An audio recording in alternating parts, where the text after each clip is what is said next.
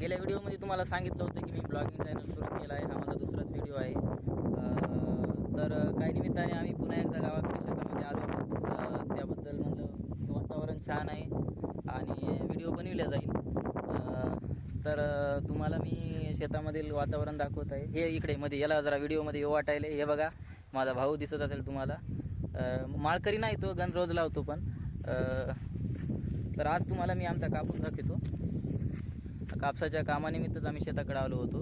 कापसामध्ये थोडी पाळी सुरू होती, पडत होतं की आता. तर हे बघा आमचा कापूस कसा आहे तुम्हीच सांगा. कसा छान आहे का नाही? बघा दिसत असेल तुम्हाला. इथे आम्हाला काम होतं म्हणजे पाळीचं. हे बघा तो कापसाच्या मध्ये जे जागा असते ते तण किंवा गवत येत असते, त्याच्यासाठी आपल्याला पाळी घालत राहावं लागते. त्याच्यानंतर निंदून पण घ्यावं लागत असते. असे खूप सारे शेताकडे काम असतात. लोकांना वाटते शेती खूप सोपी आहे, पण शेती सोपी नाही. खूप अवघड आहे. शेतकऱ्याला खूप निसर्गाला याला खूप तोंड द्यावं लागत असते. तेव्हा जाऊन उत्पन्न झालं तर होत असते. आणि त्याच्यामध्ये पुन्हा मालाला त्या गोष्टीवर आपल्याला जायचं नाही. तर बघू शकता, अरे दोनदा पडत होतो. बघू शकता इथे की आलं नाही, त्यामुळे पडत होतो मी दोनदा. तर तुमचा असाच आम्हाला सपोर्ट राहू द्या. गेल्या व्हिडिओला तुम्ही चांगला सपोर्ट केला, या व्हिडिओला पण तुम्ही सपोर्ट करा. एक शेतकरी म्हणून ब्लॉगिंगची सुरुवात करत आहे.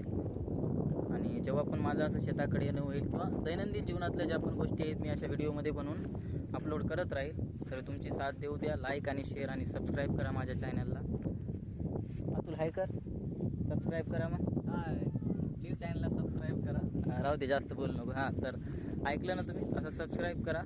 तुम्हाला जे वाटेल ते कमेंटमध्ये करा किंवा कशाबद्दल व्हिडिओ बनवायचे आहेत किंवा काय करू मी, काही चुकत असेल व्हिडिओमध्ये ते पण सांगा. चला तर मग राम राम मित्रांनो, पुन्हा भेटूया पुढच्या ब्लॉगमध्ये.